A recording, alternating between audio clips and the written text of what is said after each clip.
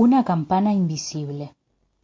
Las camas eran dos, una para los chicos, la otra para mamá y para mí. El primero en dormirse era siempre el Rafa.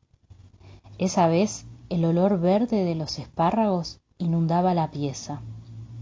Después nos contó que había soñado que los espárragos seguían creciendo, tenían hijos y se estiraban todos como árboles.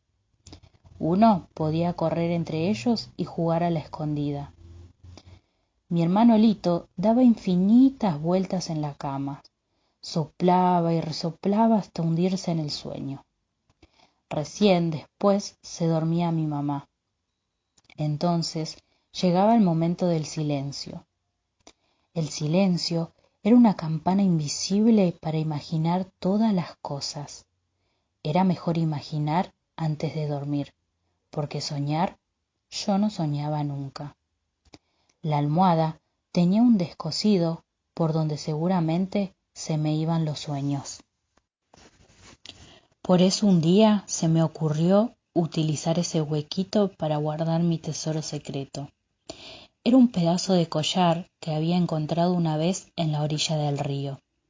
Solo 4 perlas, nada más, pero eran luminosas y rompían la oscuridad.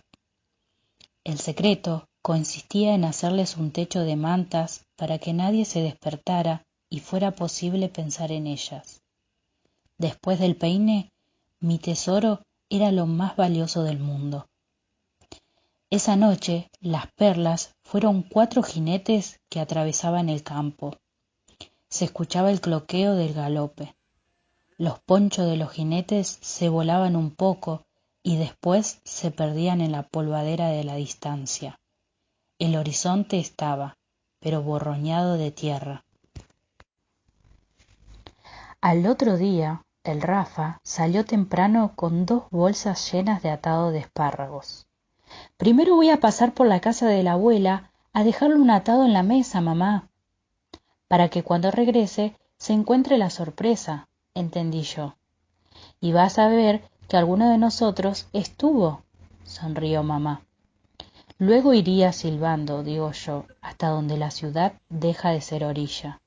Le gustaba recorrer veredas y pasajes, casas lindas y de las otras, hasta vender todos los atados. Las casas de por ahí tenían muchas hileras de ladrillo, yo las conocía. Parecían capas que se fueran juntando de a poco. Los ladrillos eran como palabras, una siempre al lado de la otra. Cuando íbamos juntos, nos gustaba caminar pegaditos a las paredes para ver si se oía lo que decían. Si algún día se juntaran todos los ladrillos, podrían hacer una pared tan grande que dividiera el mundo en 2 pedazos. Eso era lindo de pensar, pero daba miedo. Hacia el final de la caminata habrá sido que se encontró el ladrillo. Estaba suelto y estaba solo, dijo. Por eso lo trajo. Llegó con él hasta la casa. El Rafa era también un poco pájaro. Le gustaba treparse a los árboles y una vez arriba ponerse a cantar. Cuando desde ahí alcanzaba a ver la cabeza del sol hundiéndose en el horizonte, se quedaba mirando y se sentía liviano como un venteveo. Eso decía. Pero la abuela se preocupaba por él porque, viniendo de su pesca, muchas veces lo había visto allá arriba y no estaba tranquila. No te descuides cuando andas por ahí trepado, le recomendaba. No, abuela, decía él, que el río no perdona, Rafaelito. No, abuela, repetía mi hermano. Hay que mirar dónde se pone el pie, que sea una rama resistente. No, abuela, decía, y nosotros ya nos dábamos cuenta de que estaba pensando otra cosa.